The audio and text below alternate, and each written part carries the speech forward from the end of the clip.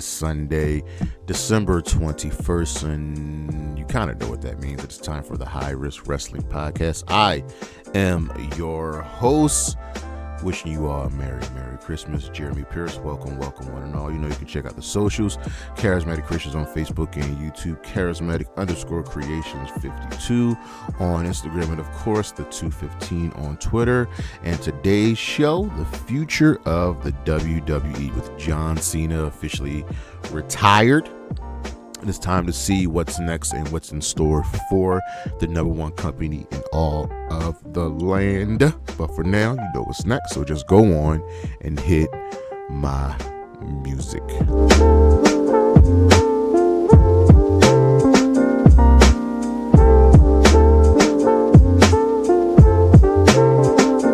All right, well, with this list, ladies and gentlemen, it's essentially who needs a push right now in professional wrestling. These people have all the talent and they just need a little bit of oomph to get going. We start number 5, the Dark Order. There was a time when AEW was in its early years. The Dark Order were probably the most over faction in the entire company, more than the Elite, more than the Death Triangle.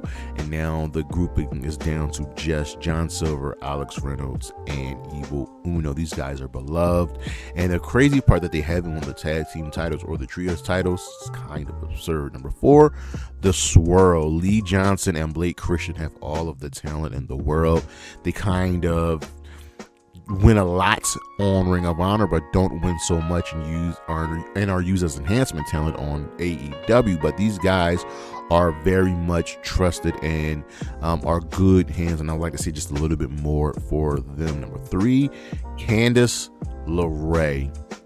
Candice LeRae is essentially the ultimate veteran on the WWE women's side of things. She is beloved by the entire women's roster. There are women that look up to her, that got into wrestling because of her. And the fact that she's never sniffed a singles title is absurd, with the mid-card belts and the women's titles on just between the main rosters and NXT and Evolve. It's kind of crazy to think that she hasn't held anything. I mean, the work she did on PWG is lauded, and it sucks to not see her really get her just due. And the same thing goes for number 2, Alba Fire. In a different universe, Alba Fire would be a megastar. She would be putting on bangers left and right. Don't forget, people, she is the longest reigning NXT UK Women's Champion. She was treated as a big deal. She was dominant in NXT UK, and it seems like once she came over, she wasn't treated as such. She played second fiddle to Mandy Rose, out of all people, kept losing in NXT after being just great in NXT UK, and it kind of just sucks to see where she is now. Don't get it twisted, she's great as Chelsea Green's second hand, but there's so much more that could be done with Alba Fire. Number 1, Finn Balor, my guy. Finn Balor was his nickname for the longest of time because he would just lose and lose and lose. And we all know who Finn Balor is. We all know what kind of star Finn Balor is. We all know what he's capable of. And it's like they don't care. He has not won a world championship since being Universal Champion. And that is just something that can't stand. I would not be surprised in the near future to see that Prince Devitt is all elite. We'll be right back.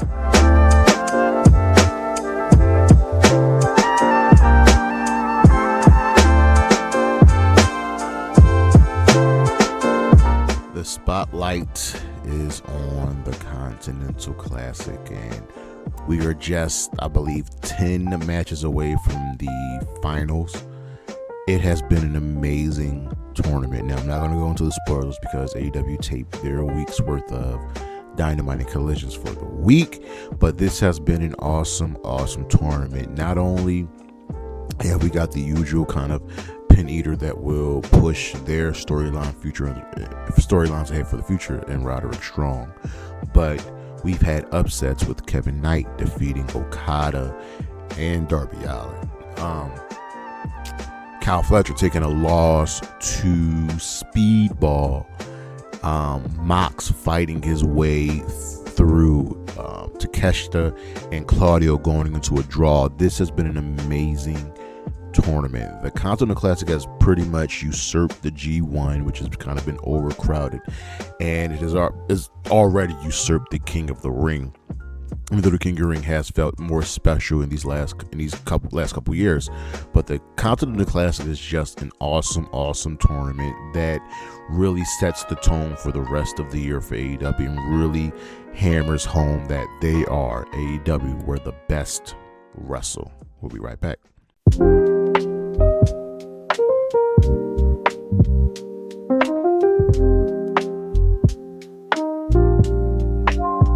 Well, the last time has come and gone, and now we look towards the future. The future of the WWE. And why are we doing this story? Three kind of main reasons. The first is, well, John Cena is officially done. John Cena is officially gone from the WWE. Not gone per se, but he's no longer a wrestler. He had his last match. He's done. He's not wrestling anymore. He's, of course, will still be an ambassador for the company. He is a legend. He will come back now and then to make appearances. Obviously, maybe get involved in a storyline here and there, but he's done as a performer. So the face for the longest of times is done. Then the other face, Roman Reigns, who finally has become a top guy in the WWE after being force-fed down the fans' throats for the longest of times. He's a part-timer. You know what I mean? He has come and gone multiple times this year. And it's like, oh, look, Roman Reigns is back. For example, he's only had, I think, 5 or 6 matches this year, and then he just left. So he wrestled at War Games, and then he just left, and he hasn't been seen since. So the other face is a part timer, right? And then you have the top of the card are up there in age, right? So Roman Reigns, Cody Rhodes, Damian Priest, Drew McIntyre, AJ Styles, Finn Balor, Seth Rollins. There's probably a few others that I'm missing. They are all over the age of 38. Most are over the age of 40. So your top of the card is up there, and they're still doing great, but at some point you have to replace them.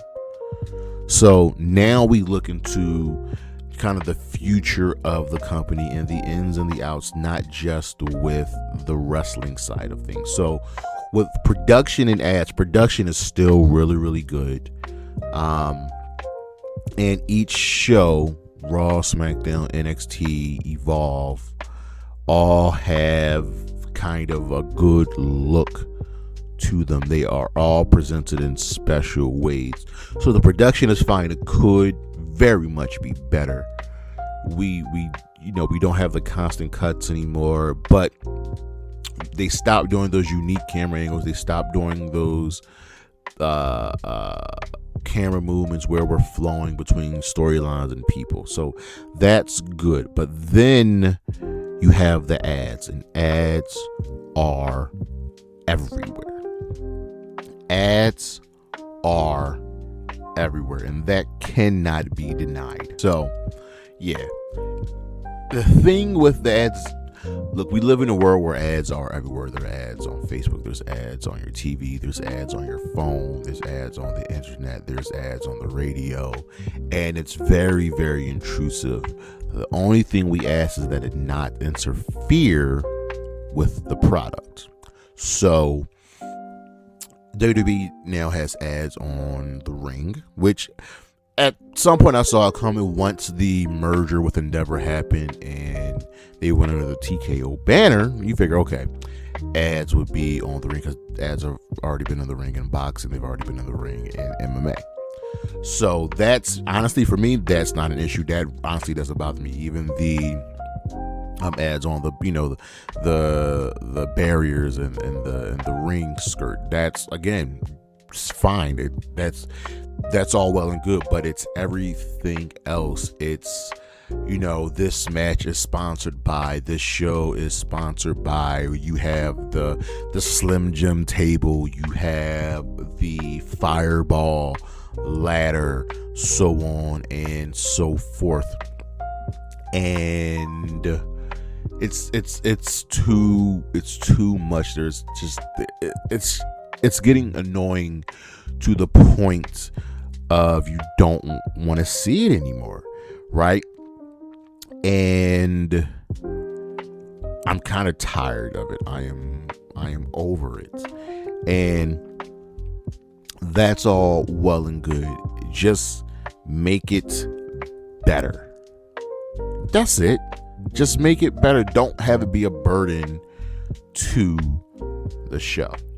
Then we go over to their crossovers, their alliance, their allegiance, whatever you want to call it, with AAA and TNA, right? So the WWE ended up purchasing AAA, and AAA needed the boost. They have been playing second fiddle to CMLL for the better part of half century. CMLL is just a better wrestling company. AAA now has Viking Go, who's been absolutely amazing. So they needed the boost. It's helped them by being owned by the WWE. They now have a TV deal. They get better production. They have more shows. They now have a mix of the WWE and TNA roster to help put on their shows. So, honestly, it's been well and good. The crossover with AAA has been fine. It's the TNA side that's a little iffy. TNA kind of needed the crossover because they had to find some growth somewhere, and it's worked. TNA now has a TV deal on AMC starting next year. That is major. That is major for them. But since the TNXT, whatever you want to call it, they've been playing second fiddle to NXT, and you can't tell me that TNA isn't in the pocket of the WWE, because how many NXT stars have won TNA titles and how many TNA stars have won NXT titles? Just look. So I expect the crossover to continue with TNA. The Worlds Collide event has been great. Honestly, it's kind of like their version of Forbidden Door with NXT, AAA, and TNA. It's good. It's a good look for them. So I expect this to continue. I expect this growth to continue with AAA and TNA. Then we move over to NXT and Evolve, and that's where the biggest, brightest spot is for the WWE. So Evolve is a very nice start for the WWE with a nice mix of veterans, a nice mix of rookies. It's helping. That's not even including the WWE ID. So if you look at the Evolve roster, go and look at the current crop of people. So what veterans do they have on the men's side of things? Well, honestly, not a lot. They have Timothy Thatcher, who's a great coach, but everybody else is kind of new, so they're learning from Thatcher. But there's also a group of men and women that we know of on the men's side of things. We have Thatcher. We have Shawn Legacy, who's been great on the indies. We have Malik Blade, Lindsay Dorado, Jack Hartwell, Dante Chen, and Brooks Jensen. So we're good on. And then on the women's side of things is probably where they're a little bit stronger on the Evolve side of things, because Carly Bright, Kaylee Armstrong, Kendall Gray, Layla Diggs, Nikita Lyons, Thea Hale, Tyra May Still, Wendy Chill, Zena Sterling. That's where the future is, and we already know how much they see in Kendall Gray. It's great to have Wendy Chu on that roster because she's the veteran of the group. She's the mother of that group, keeping them, holding them down. But they very much clearly see a bright future in Kendall Gray. Callie Armstrong is absolutely fantastic, and they've kept Nikita Lyons around, so that's fine, right? The NXT side of things is absolutely loaded, top to bottom, men, women, and even in the tag team division. They have enough people to hold titles, the men's and women's North American championships, the men's and women's world championships, respectively, so they're not hurting there. The tag division needs a little bit of work. There aren't that many great tag teams in NXT that they can call up because they've broken up the groups, they've broken up the factions, and now we're living in a world where WWE actually kind of acknowledges continuity, right? The men's side of things on NXT needs a little bit of work because at the current moment, I'm very much expecting Javon Evans, Trick Williams, and Obafemi to be called up, and they're like the top 3 stars of NXT. Ricky Saints is going to stay there for a minute. Ethan Page is going to stay down there for a minute. I'm trying to think of anybody else besides those two. Tony D'Angelo is going to stay down there. So they gotta find the top men to replace when Oba, Javon, and Trick gets called up. The women's side is different. They're loaded. The women's side, and what the women have been carrying NXT for probably 2 years. You have, I'm gonna give you a list of all the women that NXT has that are just great, that will be stars in this business, that are going to be great on the main roster. You have Adriana Rizzo, Ariana Grace, Blake Monroe, Fallon Henley, Izzy Dane, JC Jane, Jada Parker, Jordan Grace, Carmen Petrovic, Kalani Jordan, Kendall Gray, Lainey Reed, Lola Vice, Nikita Lyons, Sodaruka, Tatum Paxley, Thea Hell, Tyra May Steele, Wendy Chu, Ren Sinclair, Zarya. Most of the women will be on the main roster and be stars. Zarya, they love Sodaruka. She's going to be the face of probably the WWE in the not too distant future. Kendall Gray, Kelani Jordan. I don't even know why Jordan Grace is still in NXT. She should be on the main roster already. Jada Parker just has it. Blake Monroe is going to be called up sooner rather than later. Same thing with Ariana Grace. So the women's side of things on NXT is absolutely great. They are fine. The future of women's wrestling in WWE is fine. But then we move over to Raw and SmackDown, and then we have the sideshow and Saturday night's main event. Let's start with Saturday night's main event. The WWE wants us to care about Saturday night's main event. That's into me, right? They want us to treat it as something special, and yet they only give us, 4 matches, and it's running into the same issue that the PLEs have, and we're going to go into that after this. It's just not worth it. And we're going to talk about more of the PLEs. Then you have Raw and SmackDown and their length. Raw's length is usually about 2.5 hours. They can always go up to 3 if they need to because they're on Netflix. SmackDown is moving back to 3 hours. And it was 3 hours for a few months this year, and it wasn't good. SmackDown has been kind of just not a good show this year. And when it was at 3 hours, it wasn't a good show. And now they're moving back to 3 hours, and I don't expect it to be a good show again. So why do I say that?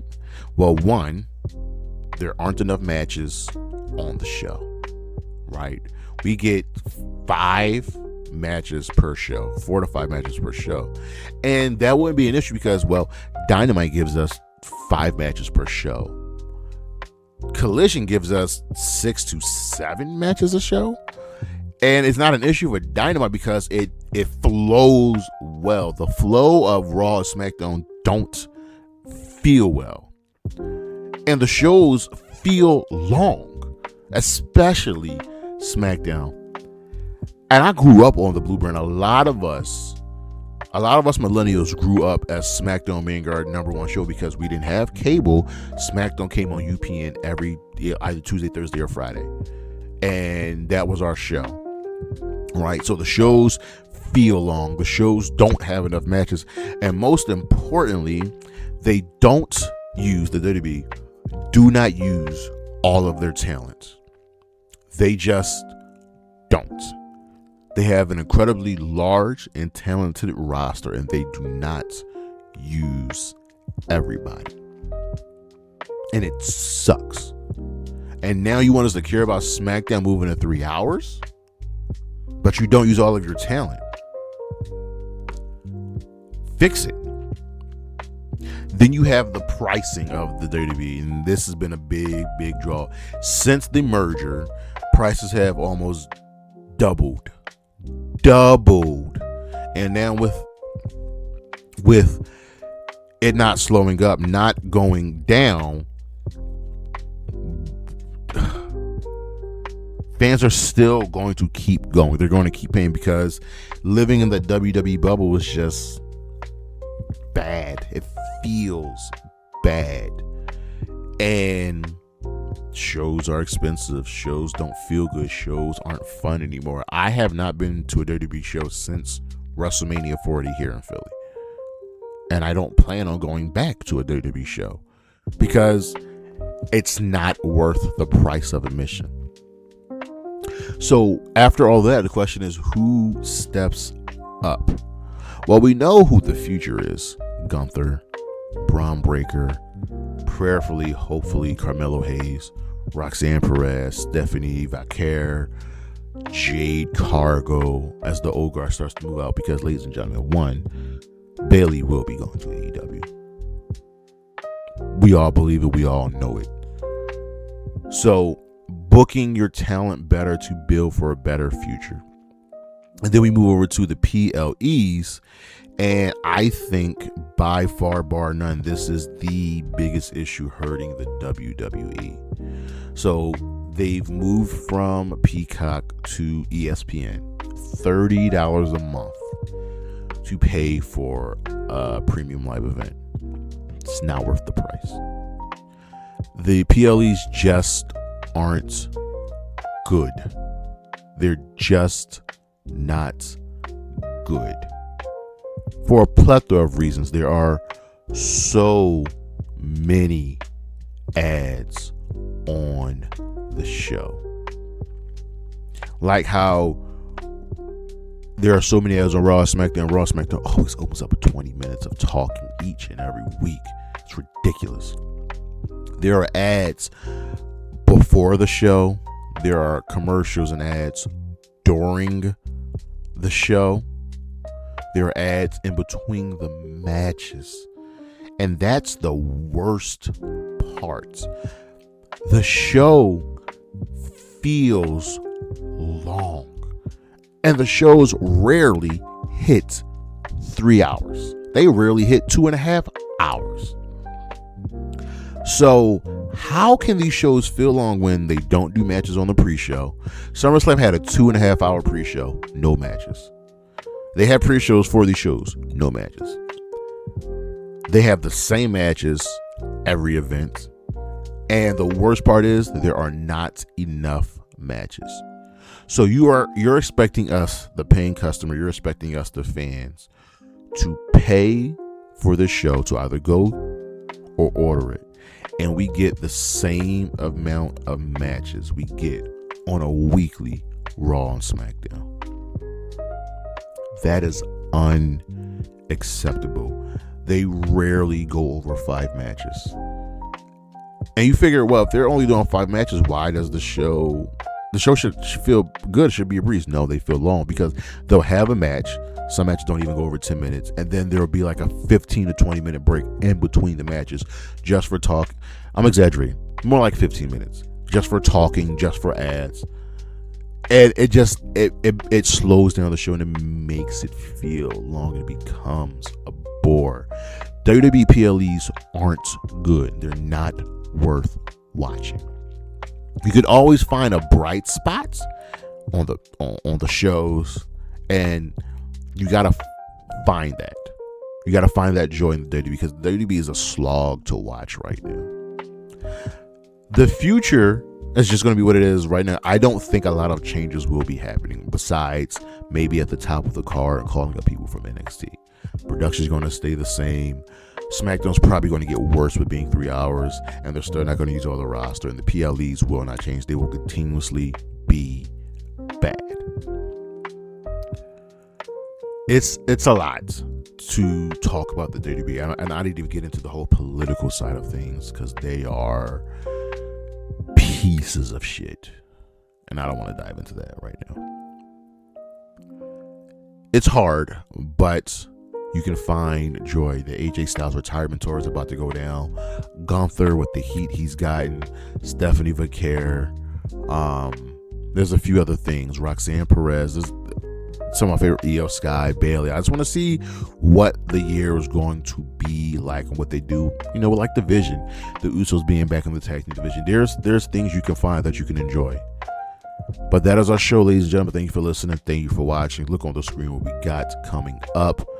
Check out the socials, Charismatic Creations on Facebook and YouTube, Charismatic_Creations52 on Instagram, and of course the 215 on Twitter. And as always, Anna J. Willow Nightingale, Chris Statlander, Isla Dawn, Priscilla Kelly, and Bailey. Holla at your boy. Peace.